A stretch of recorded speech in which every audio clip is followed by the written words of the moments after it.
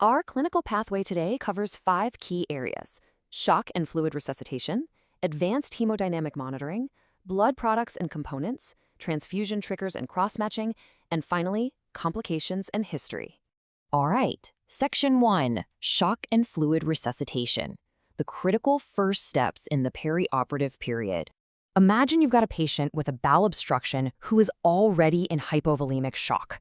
If we don't adequately resuscitate them prior to surgery, a seriously dangerous physiological equation takes over. The surgical injury, combined with that induced hypovolemia, absolutely skyrockets the risk of a myocardial infarction. It exacerbates inflammatory activation, worsens acute kidney injury, increases the susceptibility to infection and venous thromboembolism, and significantly prolongs gut dysfunction. It's a massive cascading effect. So how do we correct this? Well, the ideal fluid approximates the fluid lost. When comparing our main options, there is really no overt difference in response or clinical outcome between crystalloid solutions like your normal saline, Hartmann solution, or Ringer's lactates, and colloids like albumin. Actually, on balance, there is very little clinical evidence to support administering colloids, given their much higher expense and worse side effect profiles. Also, a quick note here, hypotonic solutions like dextrose are poor volume expanders. They should literally only be used if the deficit is strictly free water loss, like you'd see in diabetes insipidus, or if the patient is already sodium overloaded, like in cirrhosis. Now, what completely upends the traditional thinking here is a very specific number derived from blinded trials: 1.3. For years, people just assumed that colloids provided a massive volume benefit over crystalloids, but the hard data shows you actually only need 1.3 times more crystalloid than colloid to achieve the exact same volume benefit. That totally shifts the cost-to-benefit ratio in favor of crystalloids. In all cases of shock, hypovolemia and inadequate preload absolutely must be fixed first. Let's think about the mechanics of why. First-line therapy requires short, wide-bore catheters. Why? Because long, narrow lines, like central venous catheters, have far too high a resistance to allow for rapid fluid infusion. Physiologically speaking, if you administer inotropes or chronotropes to an empty heart, it will rapidly and permanently deplete the myocardium of its oxygen stores. It dramatically reduces diastolic filling and therefore severely reduces coronary perfusion. So vasopressors and inotropes are only indicated after volume is restored. For instance, using phenylephrine or noradrenaline in distributive shock like sepsis, or the inodilator dobutamine for cardiogenic shock. Moving on to Section 2, Advanced Hemodynamic Monitoring and Establishing those crucial feedback loops. We have to be incredibly careful here. Resuscitation based merely on traditional parameters like pulse, blood pressure, or urine output can really deceive us. Relying purely on those traditional vital signs can lead a patient in a dangerous hidden state known as occult hypoperfusion. This is a state where deceptively normal vitals are actually masking the continued starving and underperfusion of the gut and muscle beds. We only spot this state manifested through persistent lactic acidosis and low mixed venous oxygen saturation. And this hidden state is incredibly dangerous. Get this. If a patient remains in occult hypoperfusion for more than 12 hours, their mortality rate doubles or even triples compared to patients who experience only a limited duration of shock. That right there is exactly why advanced monitoring is completely non-negotiable. To detect this, we must rely on global perfusion endpoints. First up, we look at the base deficit. Anything greater than 6 millimoles per liter points to much higher morbidity and mortality. We also have to look at mixed venous oxygen saturation, or SVO2. The normal range is 50 to 70%.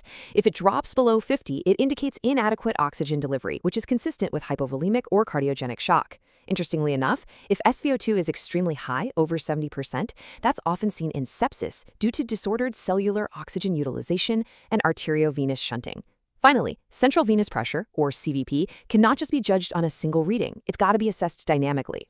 A normal, healthy response to a rapid fluid bolus of 250 to 500 milliliters is a CVP rise of 2 to 5 centimeters of water. Section 3, Blood Products and Components. Let's categorize these highly specialized treatments. When basic fluids just aren't enough and blood loss is severe, we escalate to specific blood products. In the UK, up to 450 milliliters of blood is drawn from donors, strictly tested for hepatitis B, C, HIV, and syphilis, and importantly, all donations are leukodepleted. Our entire medical arsenal here is incredibly specialized. Packed red cells are stored in a saline adenine glucose mannitol, or SAGM, solution, keeping them viable for 5 weeks at 2 to 6 degrees Celsius. Fresh frozen plasma, or FFP, is rich in coagulation factors, and literally frozen down to -50 degrees to give it a 2-year shelf life. Cryoprecipitate, which is the supernatant of FFP, is packed with fibrinogen and factor XI. Platelets are completely unique. They have to be kept on a constant agitator at room temperature and only last 5 days. They're absolutely critical for actively bleeding patients on clopidogrel. And what about an emergency reversal of warfarin during an uncontrolled hemorrhage? For that, we use purified prothrombin complex concentrates containing factors III, XI, and X. All right, Section 4, Transfusion Triggers and Cross-Matching. Let's talk protocols for safe administration. Having identified the exact components we need, we now must examine the strict clinical protocols that dictate exactly when and how we administer them. The classic transfusion trigger is a hemoglobin level of 6 grams per deciliter. This is an acceptable trigger for patients who are not actively bleeding, not about to undergo major surgery, and not symptomatic.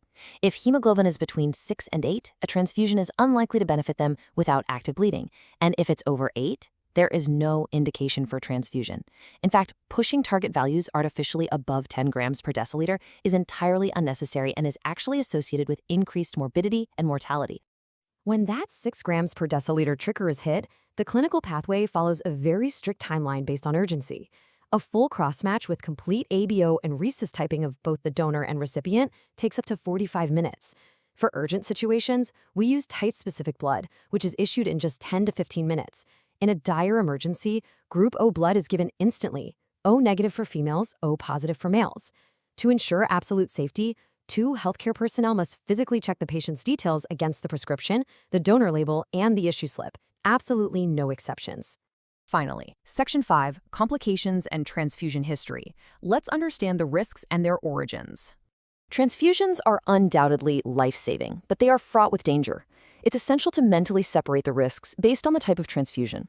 A single incompatible unit from ABO incompatibility results in fatal complement-mediated intravascular hemolysis and multiple organ failure.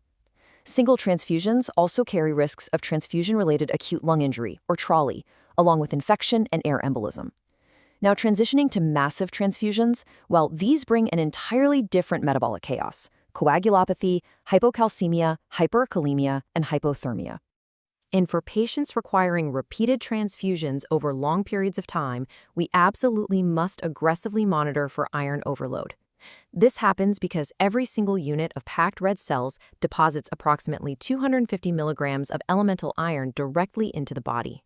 It has literally taken us centuries to understand these risks. The history begins with a fatal 1492 attempt on Pope Innocent VIII, using blood from 3 young boys who, tragically, all died. By 1665, Richard Lower was experimenting with canine transfusions. The true turning points, however, were in the 20th century. Carl Landsteiner discovering the ABO system in 1901, Albert Huston introducing sodium citrate for non-direct transfusions in 1914, and the crucial identification of the rhesus system in 1939. This rich, sometimes dark history built the incredibly precise science we use today. As we continue to refine these exact clinical pathways, we have to ask ourselves, knowing how absolutely critical global perfusion endpoints are, how will our evolving understanding of cellular oxygen utilization redefine the boundaries of occult hypoperfusion in the years to come? Thank you for walking through this explainer with me. By mastering these foundational physiological mechanisms, you are infinitely better equipped to understand the high stakes of perioperative care.